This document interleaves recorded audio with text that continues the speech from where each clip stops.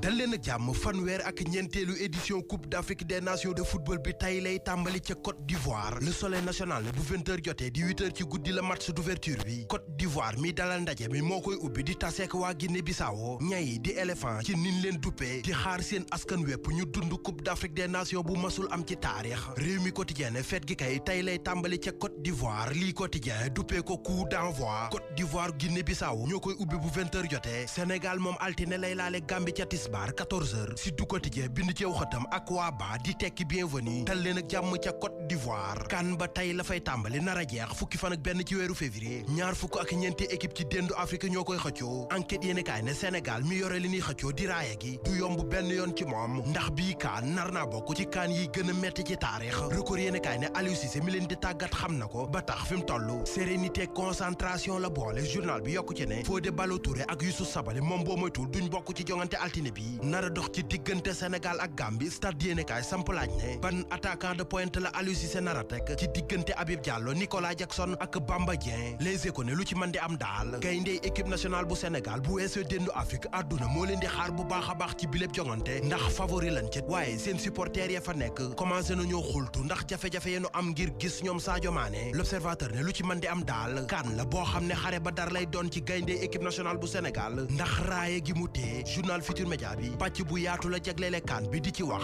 bay wax ci yére wolof yi ñu nemmeeku ne équipe yu bari moom la ñu doglu ci bi ñuy dem ci kaan bi kaan bekk élection yett dañuy duggante L'Observateur ne Aliou Mamadou Dia bu PUR candidat la waaye PUR buteur la Anta Babacar Ngom ne moom poste Sadio Mané bi rekk ko yitteel su am moom li ko yitteel moo di sénégalais ñi nar a dem ci bile coupe d'Afrique des nations ca Côte d'Ivoire tax yéenekaay bi jiitu ji fa jox kàddu gi ay sénégalais yoo xam si daanaka foofee la ñuy dund ñu ne dañoo tiital seen naataango sénégalais ya fay ñëw ndax foofee ca Côte d'Ivoire jigéen dafa yomb ba àgg ci lool te itam képp koo xam ne jigéen rek moo la yitteel boo moytuwul doo dellu si ci milem réew yéenekaay bi ñam ca jox kàddu gi di leeral ne jigéen ca Côte d'Ivoire moo fa gën a yomb sax ndox mu ñuy naan ba noppi boole ci seede yun mënta wax lu defu waxu lu aay di jàmbat journal L'As ne élection présidentielle yi nu jàpp ñaar fukki fan ak juróom ci weeru février atum 2024 conseil constitutionnel fësal na liste bu neggandiku toll ci ñaar fukk ak benn candidat Le Soleil national ne ñi bëgg a def réclamation alti nekk talaata lañ koy amal Walf Quotidien ne ñi jàlloon ci parrainage bi yépp a jàll Les Échos ne ñaar fukk ak benn lañu en attendant Le Quotidien ne conseil constitutionnel liste bu neggandiku bi démb la ko fësal candidat yi bëgg contester seen moroomi candidat ñaari fan lan am ngir amal ko muy alti nekk talaata bu weesoo loolu conseil bi du ko jël Direct News ne ca yooyee candidat Anta Babacar Ngom ca la bokk moom jàll na parrainage bi ca premier tour ba waaye journal bi nee na bu conseil constitutionnel dëggalee ab candidature am na leneen lu koy xaar moom Anta Babacar Ngom di coow li toppoon baayam Babacar Ngom ca Ndengaleer ca Ziguinchor la Amadou Ba jëm tay ji Le Quotidien moo ko wax journal L'Info ne moom Amadou Ba mooy candidat mi gëmul ne ba tey candidat la ndax na mu war a fese gu ñi waa APR bari nañu ko bëggul moom ci boppam bari nay ndombay tànk ci nguur gi bareet lool koppar waaye li ko tënk moo di dafa nekkul politicien ba tey dafa mel ni koy làqatu parrainage bi sax ay maire la jël